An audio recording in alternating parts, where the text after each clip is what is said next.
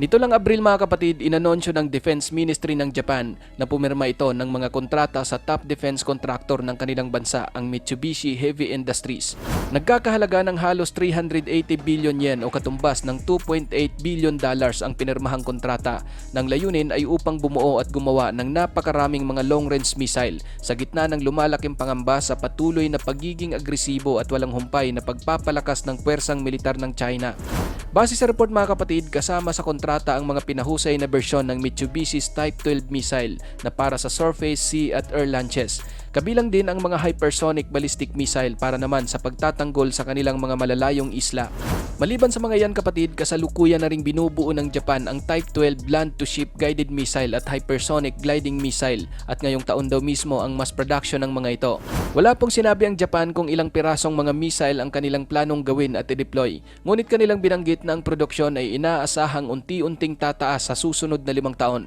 At dahil sa limitadong land space ng Japan, plano nila na sa Amerika na gagawin ang mga pre-deployment missile test.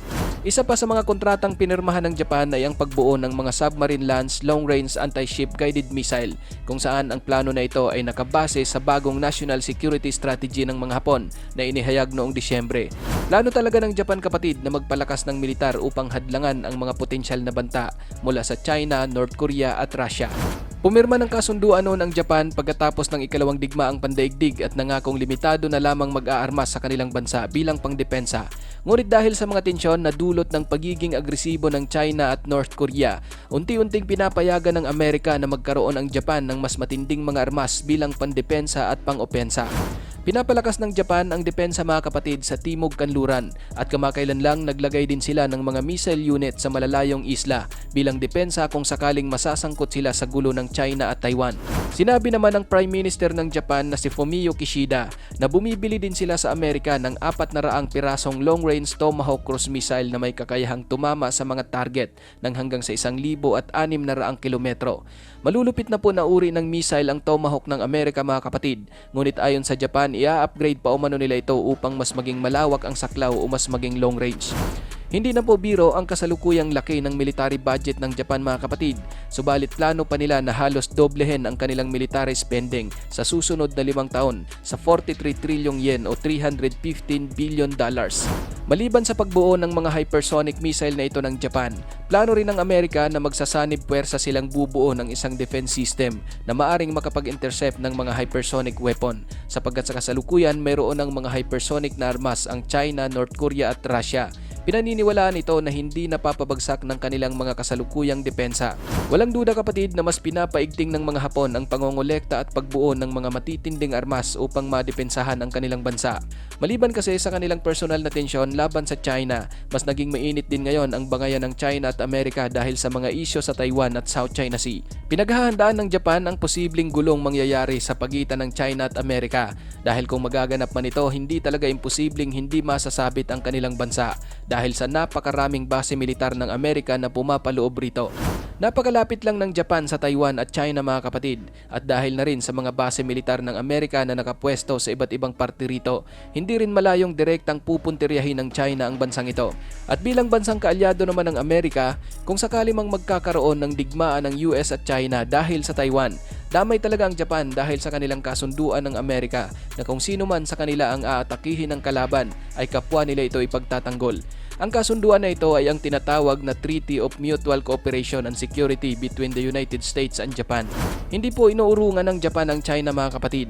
Batid nila na sa kasalukuyan ay mas marami at mas pinaniniwalaan ng marami na higit na mas malakas sa kanila ang China.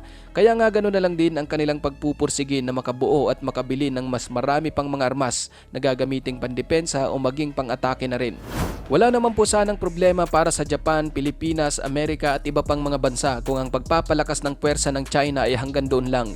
Ang masaklap lang kasi mga kapatid, ginagamit ng mga Chino ang kanilang puwersang militar upang magpalawak ng teritoryo sa iligal na pamamaraan.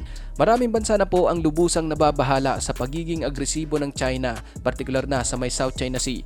Makailang beses na silang nasangkot sa hindi makatwirang mga insidente sa labas pa mismo ng kanilang teritoryo. Lamang na lamang sa bilang at puwersa kapatid kung ikukumpara ang militar ng China sa mga kapitbahay nitong bansa. Kaya naman ganoon na lang kalakas ang kanilang loob na balahurain ng mga ito sa kani-kanilang sariling mga teritoryo. Sa panig naman ng Japan at bilang isang bansang umuunlad, mas pinapalakas pa nito ang kanilang militar bilang pambansang seguridad at sa tulong na rin ng Estados Unidos, unti-unti nang nakukuha ng Japan ang kompletong armas pang depensa at pang-opensa na kanilang kinakailangan.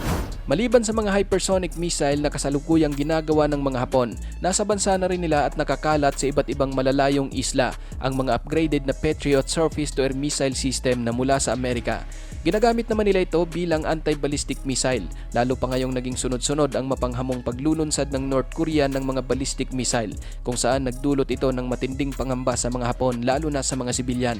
Bagaman sa Amerika, madalas ibinibida ng North Korea ang kanilang mga ballistic missile na mayroong mga nuclear warhead, subalit sa tuwing nagsasagawa ang tropa ni Kim Jong-un ng mga paglulunsad, madalas naman itong dumadaan sa airspace ng Japan na siya namang ikinabulabog ng mga Hapon. Tulad ng sinabi ko kapatid, mayroon ng pangontra sa mga ballistic missile ang Japan, ito ay ang Patriot Missile Defense. Subalit dahil nga mayroon na ring mga hypersonic missile ang North Korea at China, pangontra naman sa mga ganitong missile ang gagawin ng Japan at Amerika. At ito ngang pang-counter na isa ring uri ng mga hypersonic missile. Ikaw kapatid, ano ang masasabi mo sa mga naging hakbang na ito ng Japan? At ano naman sa palagay mo ang mga susunod na gagawin ng China? Para sa iyong opinion, i-comment mo na yan sa ating comment section sa ibaba. At kung nagustuhan mo naman ang bidyong ito, paiwan naman ako ng like at pasubscribe na rin sa ating munting channel. Maraming salamat sa panonood hanggang sa susunod na naman nating upload. Peace out!